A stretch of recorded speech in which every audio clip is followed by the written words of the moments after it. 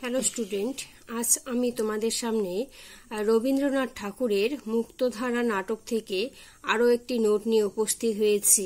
তো আজকের প্রশ্নটি হচ্ছে, মুক্তধারা নাটকের নামকরণ কতদূর সার্থক তা আলোচনা করো। তোমরা ভিডিওটিকে স্কিপ না করে প্রথম থেকে শেষ পর্যন্ত দেখবে এবং আমার এই ভিডিওগুলি দেখে যদি উপকৃত হয়ে থাকো তো আমাকে কমেন্ট সেকশনে তোমরা কমেন্ট করে জানাবে। তো উত্তরটি আমি শুরু করছি। সাহিত্যের নামকরণ একটি অত্যন্ত গুরুত্বপূর্ণ এবং সংবেদনশীল বিষয়, কারণ নামকরণের চুম্বকে আশ্লিষ্ট হয়ে সমগ্র রচনার মর্মকথা। রবীন্দ্রনাথ তার নাটক, উপন্যাস এবং কবিতার নামকরণ বিষয়ে অত্যন্ত সচেতন এবং সংবেদনশীল ছিলেন। বিভিন্ন নাটক এবং উপন্যাসে তিনি একাধিকবার নাম পরিবর্তন করেছেন। মুক্তধারা নাটকটিরও একাধিক নামকরণের সংবাদ পাওয়া গেছে বিভিন্ন গবেষণা সূত্রে, যেমন পথ, পথমোচন এবং শেষ পর্যন্ত তিনি এই নাটকটির নামকরণ করেন মুক্তধারা। পথ পথিকের অন্তরে নিরন্তর অগ্রসর হওয়ার মন্ত্র উচ্চারণ করে, কিন্তু সে নিজে অচল এবং স্থাণু। হয়তো এই কারণেই রবীন্দ্রনাথের কাছে মনে হয়েছিল মুক্তধারা নামটি অধিকতর গ্রহণযোগ্য। মুক্তধারা নিজেই প্রবহমান। নায়ক অভিজিতের প্রাণের বার্তা রয়েছে ওই মুক্তধারার মধ্যে। মুক্তধারার জলের স্রোতে সে নিজের মাতৃভাষা শুনতে পায়।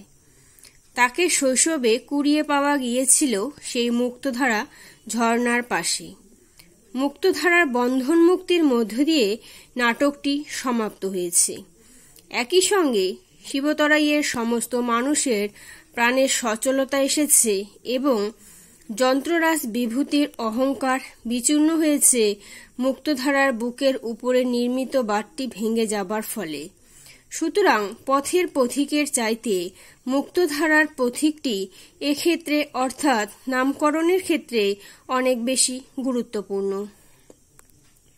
অভিজিৎকে বন্দিশালায় না দেখে উত্তরকূটবাসী তাকে চারদিকে অন্বেষণ করছে। আবার যুবরাজ বন্দী হয়েছে শুনে হাজার হাজার শিবতরাইবাসী তাকে মুক্ত করার জন্য ছুটে আসছে।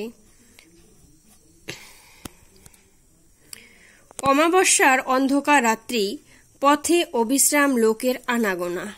এমন সময় মুক্তধারার জলস্রোতের শব্দ শোনা গেল, যেন অন্ধকারে বুকের ভিতর খিলখিল করে হেসে উঠল। সকলেই বুঝতে পারল মুক্তধারার বাঁধ ভেঙেছে। এমন সময় কুমার সঞ্জয় সংবাদ নিয়ে এলো অভিজিৎ মুক্তধারার বাঁধ ভেঙেছেন। কোটেশন: মুক্তধারার স্রোত তাকে নিয়ে গেল, আমরা তাকে পেলুম না। ওই বাঁধের একটি ত্রুটির সন্ধান কি করে তিনি জেনেছিলেন? সেইখানেই যন্ত্রাসুরকে তিনি আঘাত করলেন। যন্ত্রাসুর তাকে সে আঘাত ফিরিয়ে দিল।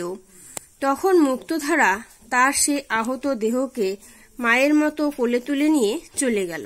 কোটেশন শেষ। এইখানেই নাটকের শেষ। কিন্তু এই মুক্তধারা কি? মানব জীবনের অব্যাহত স্বচ্ছন্দ অবিরাম গতি মুক্তধারা। গতিস্রোতে মানুষ ক্রমাগত ভেসে চলেছে। জন্ম জন্মান্তরের নানা অবস্থার মধ্য দিয়ে সে ক্রমাগত অগ্রসর হচ্ছে। এই গতি জীবনের স্বরূপ। এই গতির মধ্যেই জীবনের সার্থকতা। এই গতিস্রোত রুদ্ধ হলেই মানুষের অন্তরাত্মা পীড়িত হয়ে ওঠে। নানা আবর্জনা ও ক্লেদপঙ্কে তার সাবলীল প্রাণের লীলা ব্যাহত হয়। মানুষ তার নিত্যমুক্ত স্বাভাবিক সত্তাকে উপলব্ধি করতে পারে না। এই রুদ্ধ অবস্থা, জীবনের বিকৃত ও অসত্যরূপ সর্ববন্ধনমুক্ত গতি তার জীবনের স্বরূপ। মুক্তধারাই তার জীবনের প্রতীক। এই নাটকে একটিমাত্রই দৃশ্য, তা হল পথ। এই পথ ভৈরব মন্দিরে যাবার পথ। এই পথের পাশে রাজা রণজিতের শিবির স্থাপিত হয়েছে। রাজা পদব্রজে ভৈরব মন্দিরে আরতি দেখতে যাবেন, পথে শিবিরে বিশ্রাম করছেন। নাটকের সমস্ত ঘটনা এই পথের উপরেই ঘটেছে। এই পথের মধ্যে গভীর তাৎপর্যমূলক সংকেত আছে। নাটকের ভাববস্তুর মেরুদণ্ডটি এই পথের সংকেত। কবি প্রথমে এই নাটকের নাম দিয়েছিলেন পথ। কোটেশন: আমি সমস্ত সপ্তাহ ধরে একটা নাটক লিখছিলুম, শেষ হয়ে গেছে, তাই আজ আমার ছুটি। এই নাটকটা প্রায়শ্চিত্ত নয়, এর নাম পথ। এটি নেওয়া হয়েছে ভানু সিংহের পত্রাবলী থেকে। 1327 ও 28 সালে ইউরোপ ও আমেরিকা সমরোত্তর রূপ দেখে এসে প্রথমে মুক্তধারা ও পরে রক্তকরবী রচিত হয়। দুটি নাটকেরই ভাব ও চিন্তার পটভূমি হচ্ছে সমরোত্তর ইউরোপ, অথবা সাধারণভাবে যুদ্ধ পরবর্তী যুগের সমগ্র পৃথিবী। বিষয়বস্তুর পটভূমি যদিও কাল্পনিক ভারতবর্ষের কোনো এক কল্পকালের কাল্পনিক রাজ্যের। পথ নামটি পরিবর্তিত করে রবীন্দ্রনাথ মুক্তধারা নামটি নির্বাচন করলেন কোন যুক্তিতে, তা আমাদের ভেবে দেখা প্রয়োজন। পথ জীবনের নিরন্তর অগ্রসর হওয়ার আর অবিশ্রাম চলার প্রতীক। মানুষ এই পথ ধরেই জীবন থেকে জীবনান্তরে চলেছে। সে অনন্ত পথের পথিক। সে কোনো স্থানেই আবদ্ধ হয় না, কোথাও তার স্থায়ী ঘর নেই। জীবনের সমস্ত ঘটনাই পথের উপর ঘটে। জীবনের সমস্ত সঞ্চয়ও এই পথে, তার ক্ষয়ও পথের উপর। কোন অনাদিকাল থেকে মানুষ এই পথে নেমেছে, যেন অনন্ত এই যাত্রা। পথই সীমাহীনতার ইঙ্গিত দেয়, জীবনের অনন্ত তত্ত্ব ও অসীমত্বের সংকেত দেয়। রবীন্দ্র কাব্য ও নাটকে এই পথের গুরুত্ব অনেকখানি। তিনি নিজেই একদা লিখেছিলেন, আমি পথিক, পথ আমারই সাথী। এই দৃষ্টিকোণ থেকে বিচার করলে পথ নামটি যথার্থ মনে হয়, কিন্তু মুক্তধারা নামটি আরো গভীর তাৎপর্যবাহী। মানুষের জীবন প্রবাহের স্বাভাবিক, নির্ভর, অবিশ্রাম, মুক্ত গতি মুক্তধারা। পথ চলার প্রতীক, কিন্তু সে নিজে চলতে পারে না, সে স্থবির। সে পথিকের কানে চলার মন্ত্র দেয়, নিজে থাকে স্থির। অন্যদিকে মুক্তধারা ঝর্ণা নিজেই সবেগে স্বচ্ছন্দ গতিতে প্রবহমান। পথের চাইতেও তার ব্যঞ্জনা তাই গভীরতর। উত্তরকূটে রাজা রণজিৎ বিজিত অথচ বিদ্রোহী শিবতরাই জনপদের প্রজাদের আয়ত্তে আনতে না পেরে সেই রাজ্যের জল সরবরাহের পথ বন্ধ করে দিয়েছেন।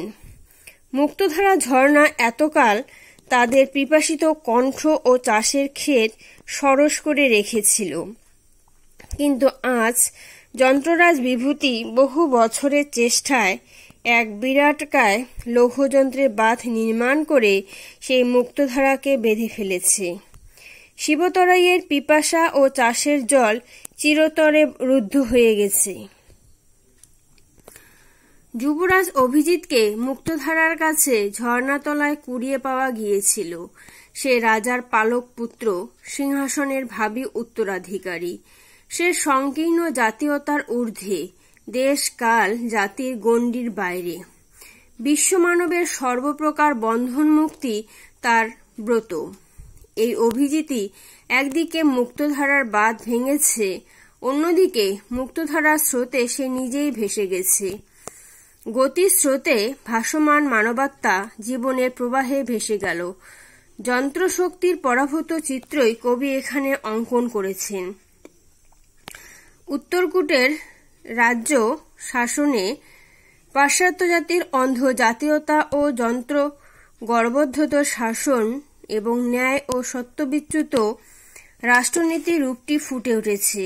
যন্ত্র এদেরই প্রতীক। মুক্তধারার বাঁধই যান্ত্রিকতার চরম রূপ। যন্ত্রের প্রবল শক্তি সেখানে কেন্দ্রীভূত।